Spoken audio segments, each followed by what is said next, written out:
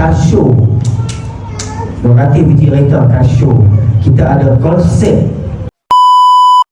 Guys, malam ni kita berada di Harbour Street, Melaka. Kita berdekatan dengan Masjid Selat. Seperti apa yang kita beritahu semalam. Ikutkan malam ni kami cuma nak main tengok kat dalam tapak sini. Panjang event Farid Aziz akan berlangsung. Pada tarikh yang sebut kita akan beritahu. Seperti yang malam semalam, kita beritahu untuk malam ni lah. Apabila selesai jemputan ataupun meeting bersama dengan vendor-vendor lain yang join event dengan Farid Azri, sebenarnya event Food and Drink Festival selama 4 hari.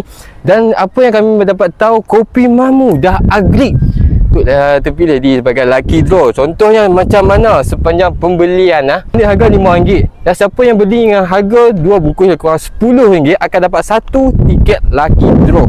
Panjang event berjalan tu akan ada lucky draw bukan 10 biji kereta yang akan Farid Aziz akan berjalan lah sebenarnya. Yang mana nak dapat pemilihan dengan lucky draw tu, nak beli makanan ke, nak beli apa yang ada sekali dalam vendor tu, hang pun kena dapatkan. Farid Aziz nak buat lain pada yang lain daripada sebelum ni lah. Sebelum ni mungkin dia akan jual baju, barang dia lah. Tapi kali ni kita baru dapat tahu makanan, minuman akan ada lucky draw. Yang nak mai ke event ni, tak kisah orang Melaka ke, satu Malaysia boleh pakai mai 4 hari weh.